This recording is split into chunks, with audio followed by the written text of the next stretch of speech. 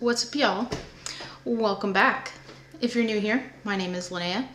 I live in the suburbs and we are trying to be semi-self-sufficient here.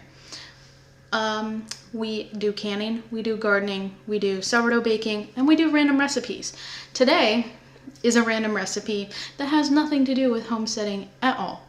I was scrolling, I think on Facebook, and I saw this recipe for Kings Hawaiian cheesecake danishes, and I have had this package of Hawaiian rolls in my freezer probably since Thanksgiving, and I just haven't used it, and I thought this is a good recipe for that because Jonathan loves cheese danishes and it's really easy. There's not that many ingredients. So if you haven't subscribed yet, please consider doing so. It really helps me out.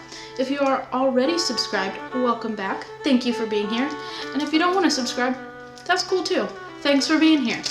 Anyway, I'm going to stop rambling and we're going to get to it. All right, let's go.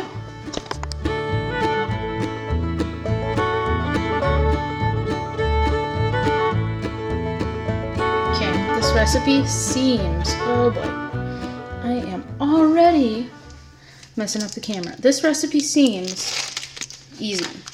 All you need is 8 ounces of softened cream cheese, a 1/4 cup of sugar,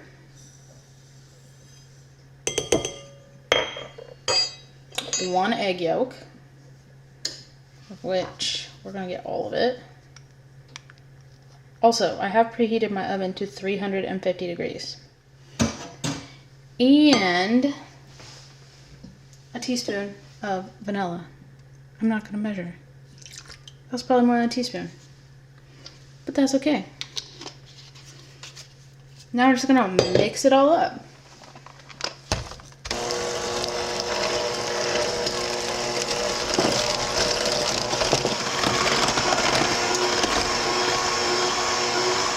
Okay, now we're going to open these up, split them apart, and then we have to cut slits in them.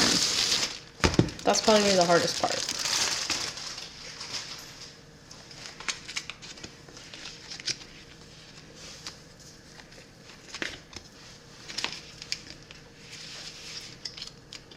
Okay, let me get a knife to even split these.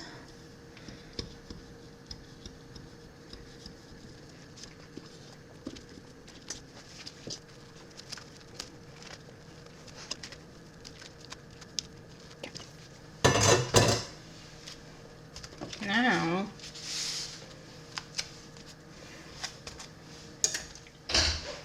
okay, no, so now the directions say to make like a slit in these without cutting through it. So, that's probably fine. I don't know.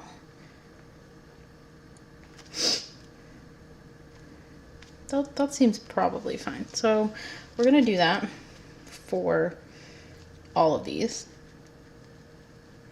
And then we're going to jam our filling in there. All right, I put my filling in a bag and I cut the tip off.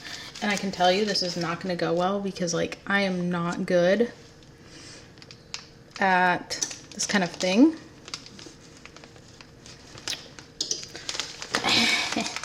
I don't even know how much like got in there.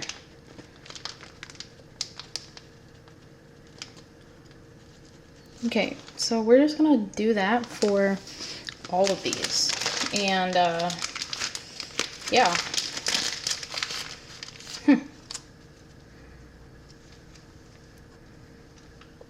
It says you can either do this or use a spoon. I thought this would be easier, so that's what we're going with. It kind of looks like mayonnaise, but it doesn't taste like mayonnaise. It definitely tastes like cream cheese and cheesecake. Okay, this isn't that bad. This is definitely more of like a Jonathan job than a me. I'm not like careful and precise, but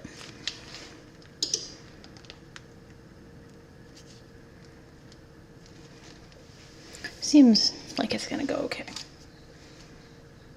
It definitely helps if you like put your finger in it first. I will say this is actually easier than I thought. So, if I can do it, anyone can do this. All right. I have them on this baking sheet. It looks nice, but we have to do something else. I'll be right back. Okay, so it says to take 4 tablespoons of melted butter and brush the tops. I think this is way too much butter, but whatever. I'm just gonna brush the tops.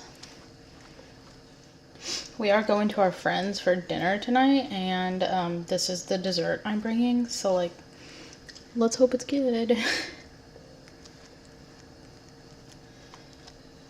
Yeah, way too much butter. I would say like 2 tablespoons is probably sufficient. And then it says to take cinnamon and sugar and sprinkle it over the top. I have this Cinnamon Toast Crunch Cinnadust that I'm gonna use, but obviously regular cinnamon and sugar will do just fine. I'm not really sure like how much to add, so